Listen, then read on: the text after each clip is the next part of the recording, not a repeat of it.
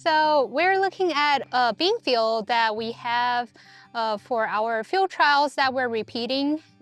It's basically the same trial as last year, where we have 6 different bean varieties, and all those were from Carlos. So we work closely together on this project. Basically, we're repeating the trial that we are doing and focusing on looking at thrips as a potential pest in dry beans.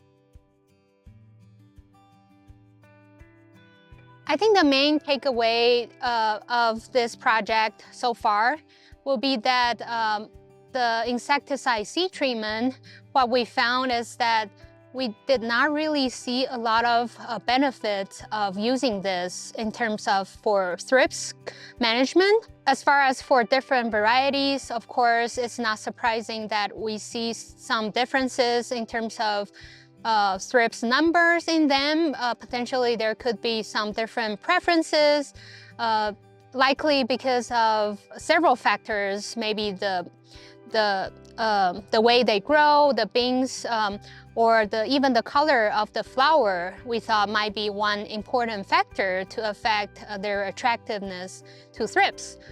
Another highlight that I wanted to mention, it's also in addition in this season, we did another side project. We want to really look into what exactly the seed treatment is doing and what's the effectiveness of it. So we actually tested all the leaves over time and see what's the residual concentration of the active ingredients in those leaves.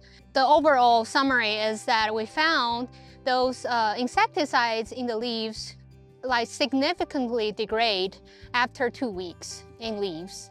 And that result kind of reflect on our lab bioassay that basically after 30 days, we no longer see any effects of killing thrips when those thrips feeding on those leaves after 30 days.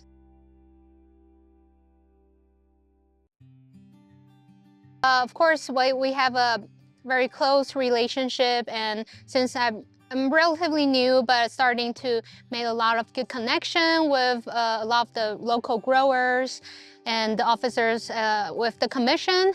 Especially this year, we're also doing another little side project again, and that is on the western bean cutworm trapping. We deploy some of those green bucket traps to monitor those moth flight throughout maybe six weeks span.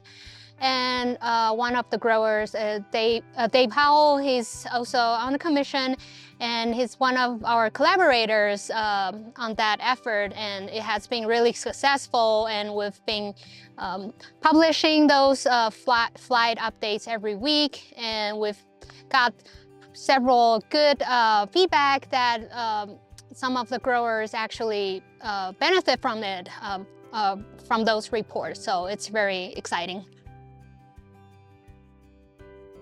So western bean cutworm, they're a type of moth. So every summer, when the time and the temperature accumulated enough, they will emerge and started to flying around to find their host. And their preferable host will be corn, but they can also get into beans if the corn is not at the ideal stage. So western bean cutworm could be a serious pest in dry bean as well, because they're really hard to scout in dry bean. So by monitoring their flight, it's a very useful information for growers to know 2 things. One is what's the general population of this season?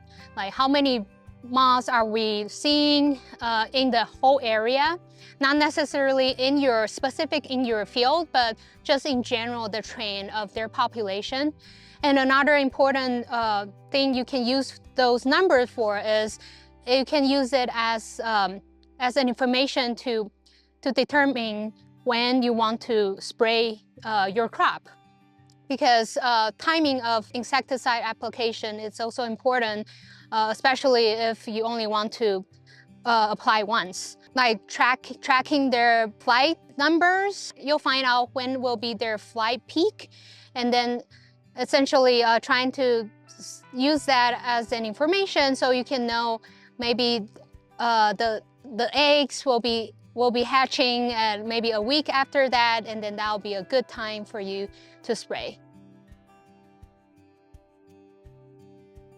Like I mentioned earlier, this year we have this trial you can see here in some side project, and we have those handouts that's available basically with the summary of the trial and the highlights of the result we find so far.